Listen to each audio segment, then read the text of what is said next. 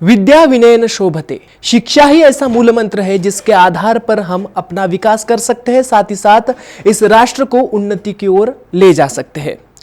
दर्शकों, देश तो निर्माण हो चुका है। आज भारत स्वतंत्र हुए 75 साल से अधिक हो चुका है, लेकिन इस भारत को संभालने का जिम्मा ऐसे कई व्यक्तियों ने लिया है जिनका परिचय हम व्यक्ति विशेष कार्यक्रम के तौर पर करेंगे। हमारे साथ मौजूद है अतुल देशमुख, जो कि राष्ट्र सेवा दल के विश्वस्त है, जिनसे हम बातचीत करेंगे कि आखिर शिक्षा व्यवस्था में किस प्रकार के बदलाव आ रहे हैं और साथ ही साथ जो है शिक्षा व्यवस्था में क्या आवश्यकता है।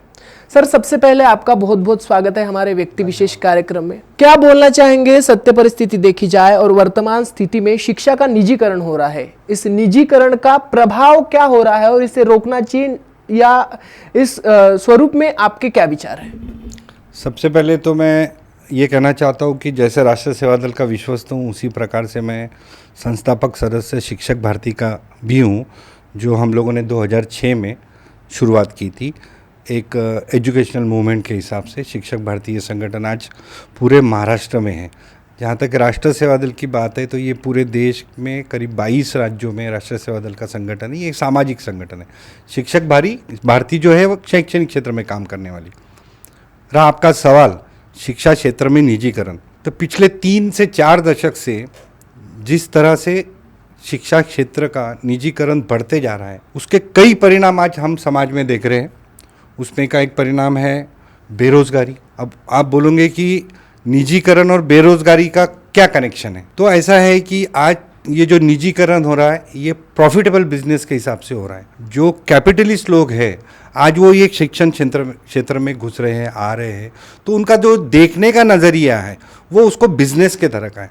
हालांकि जब भारतीय संविधान भारत रत्न डॉक्टर बाबा साहब आम्बेडकर ने दिया इस देश को, तब वो संविधान में एक प्रावधान है कि शिक्षा की जिम्मेदारी एक समूह सामाजिक संस्था उठाए। इसलिए अपने महाराष्ट्र ही नहीं बाकी राज्यों में भी खासगी, जिसको बोलते हैं प्राइवेट ग्रांटेड स्कूल की एक प्रोविज़न थी किसी ज़माने में। आज उनकी हालत बहुत बदतर होते जा रही दिन ब दिन, क्योंकि सरकार का जो शिक्षा क्षेत्र पे बजट रहना चाहिए, जो खर्चा होना चाहिए, वो खर्चा हो नहीं रहा। उसके वजह से हर जगह नाराज़गी का सूर है। आज भी हम जाके आए इधर तो प्राइमरी टीचर की ड्यूटी लगी, एसआर की, बीएलओ की, तो उनके धरने पे बैठे हैं। वहाँ जाके आए तो देख रहे हैं कि जो अनास्था फैल रही है आज शिक्षा क्षेत्र में, जो जिस तरह से अनास्था फैल रही है, ये कहीं ना कहीं रोज़गार पे डायरेक्ट इम्पैक्ट करने वाली भविष्य में। तो इसको अगर रोकने की बात आप करेंगे तो ये संपूर्ण तरह शिक्षा क्षेत्र का राष्ट्रीयकरण होना चाहिए। देखिए, संविधान ने हमको मूलभूत अधिकार में ये भी अधिकार दिया है कि शुद्ध हवा, पानी, शिक्षा और आरोग्य, ये सरकार की जिम्मेदारी है। आज हम काफ़ी बड़े लेवल तक इनकम टैक्स से लेके जीएसटी से लेके काफ़ी सारा अपने कमाई में से सरकार को दे रहे हैं। हम ये नहीं कहते कि आप फ्लाईओवर मत बनाओ, ब्रिज मत बनाओ, रास्ते मत बनाओ जो बारिश में बह जाते हैं, इथेनॉल मत डालो, ये नहीं कहते हम कहते विकास भी होना चाहिए, लेकिन वो विकास समाज के आखिरी घटक तक पहुंचना चाहिए। खासगी शिक्षण संस्था, जो निजी शिक्षण संस्था खुली है, आप छोटे बच्चों को केजी के एडमिशन में जाओ तो 1 लाख रुपए मांग रहे, और यहाँ आज बेरोजगार को जो नौकरी लग रही है उसकी सालाना आमदनी 2 लाख की नहीं है। मतलब 15-20 हज़ार रुपये में पढ़े लिखे बच्चे आज नौकरी कर रहे हैं एक तरफ, और आप इधर जहाँ पे निजीकरण की वजह से जो सरकारी भर्ती होती वो भी कम होती गई, जिसको हम लोग बोलते शोषण। निजीकरण ये डायरेक्टली लिंक है शोषण के साथ। 12 घंटे काम करना, 18 घंटे काम करना, टारगेट में काम करना, और उसका दूसरा नतीजा है कि नो जॉब सिक्योरिटी। आज नौकरी है, समझो मैं आज एक निजी कंपनी में जॉब कर रहा हूँ, चलो आईटी वाला हूँ, मैं खुद एक इंजीनियर हूँ, तो एक अच्छी नौकरी है, अच्छा पैकेज है, सब कुछ है। समझो कल मेरा एक्सीडेंट हो गया, समझो मेरे हाथ पैर टूट गए, सरकार वो कंपनी मुझे लेगी क्या? नहीं। ज़्यादा क्या करेंगी, जो पीएफ का पैसा है, मेडिक्लेम निकाल के दिया कंपनी ने, वो पैसा आएगा उसमें। तो ये जो जॉब सिक्योरिटी है, ये डायरेक्टली ये निजीकरण का इफेक्ट है, ऐसा मेरा मानना है। तो सरकार आज जो 2%, 2.5% जो शिक्षा पे खर्चा कर रही है उनके टोटल बजट के, वो बजट अगर इन्होंने 7-8% भी बढ़ा दिया तो भी बहुत सारी समस्याएं का हल इसमें निकल सकता है। आप टीचरों को ब्लेम करते हो कि ये बराबर क्वालिटी एजुकेशन नहीं दे रहे। अब आपको अगर बाकी कामों में व्यस्त रखा जाए, other than teaching, non teaching वाले काम में ज़्यादा बिजी रखा जाए, तो वो कहाँ से पढ़ाएगा बच्चों को। मैं खुद म्यूनसिपैलिटी के स्कूल में पढ़ा हूँ 10वीं तक, ईमानदारी से टीचर पढ़ाते थे। तो मेरा मानना है कि ये कहीं ना कहीं ये जो निजीकरण हो रहा है, ये निजीकरण को रोकना चाहिए सरकार ने, उसका राष्ट्रीयकरण होना चाहिए, खास करके शिक्षा का, उसी तरह आरोग्य का भी। निश्चित ही आपने सीधे तौर पर आरोप लगाया है कि पूंजीवाद के चलते जो है शिक्षा का निजीकरण हो रहा है। लेकिन सर, जिस प्रकार से परिस्थिति देखी गई है, शिक्षक ऐसी फैक्ट्री है जो बड़े बड़े विद्वानों को जन्म देती है, बड़े बड़े विद्वानों को प्रोड्यूस करती है। लेकिन आज की सिचुएशन देखी गई तो जिस प्रकार से निजीकरण हो रहा है, निजीकरण के चलते कई लोगों को बेरोजगार हो रहे हैं और जिस क्वालिटी का टीचर मिलना चाहिए उस क्वालिटी के टीचर लोगों को नहीं मिल पा रहे हैं।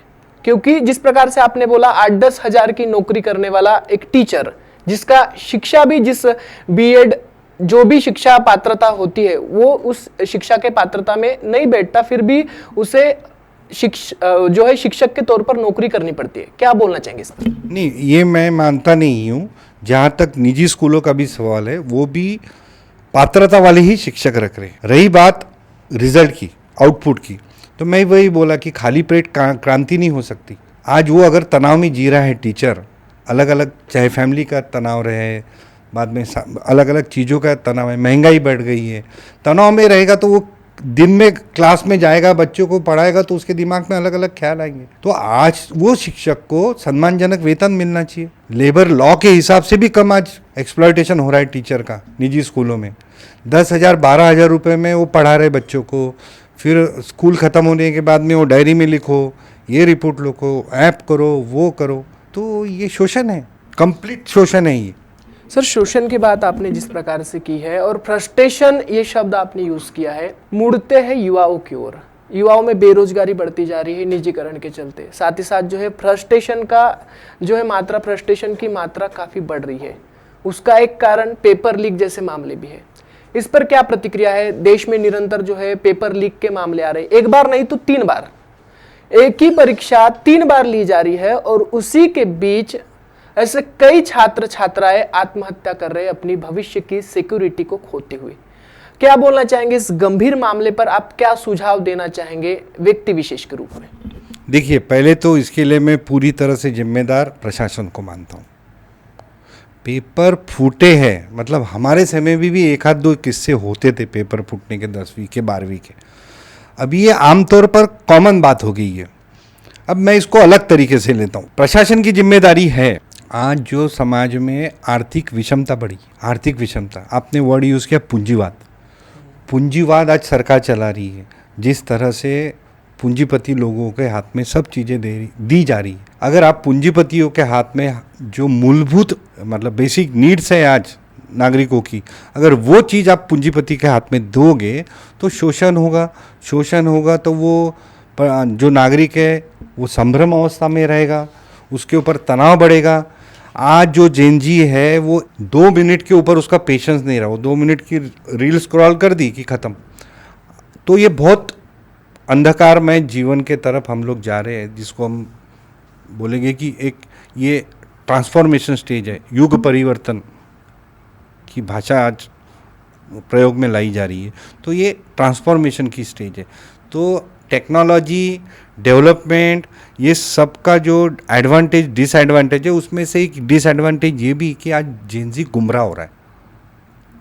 जेनजी गुमराह ना हो, जो आप सॉल्यूशन बोले कि इसका हल क्या है, तो उसके लिए ऐसा है कि जो मूलभूत रिक्वायरमेंट है आज नागरिकों के, शिक्षा वगैरह, ये पूरी तरह से जिम्मेदारी सरकार ने लेनी चाहिए। हमारा तो मानना है कि पूरी तरह से सरकार ने ये जिम्मेदारी ली। अगर आपको कोई बीमारी होती है समझो, तो प्राइवेट हॉस्पिटल, गवर्नमेंट सरकारी अस्पताल में जाओ तो वहाँ सुविधाएं नहीं है, ठीक है। अगर प्राइवेट हॉस्पिटल में जाओ तो मेडिक्लेम है, तो वो कैशलेस वगैरह सब करते हैं। तो जो चीज़ें स्वास्थ्य के लिए 100 रुपये में होती थी, आज वो 500 रुपये में जा रही है। अब इसके लिए जिम्मेदार कौन है? सरकार है। सरकार पहली की भी थी, सरकार आज की भी है, पुरानी सरकार की भी गलतियां हैं। ये आज का नहीं कि 2014 के बाद ही ये सब चीज़ें हो रही है। इसकी नींव तो कई साल पहले हो चुकी है।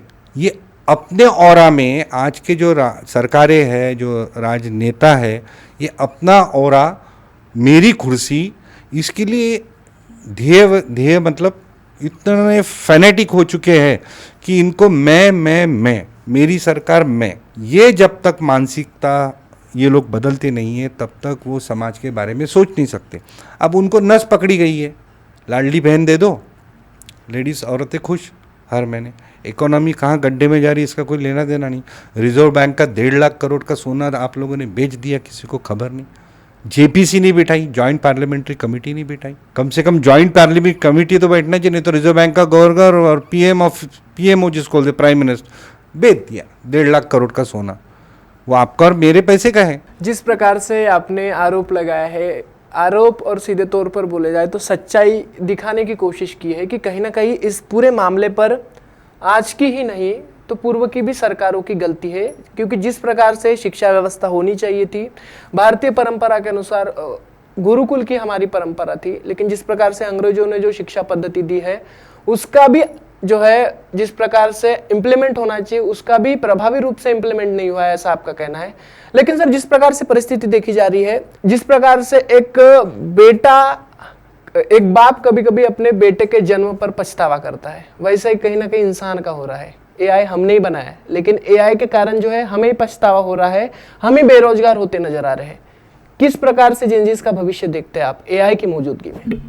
एआई की मौजूदगी में ऐसा है कि अपडेट रहना बहुत ज़रूरी है जेनजी को। आर्टिफिशियल इंटेलिजेंस कई हद तक जॉब खाने वाला है। ऑटोमाइजेशन की दुनिया की तरफ हम लोग जा रहे हैं।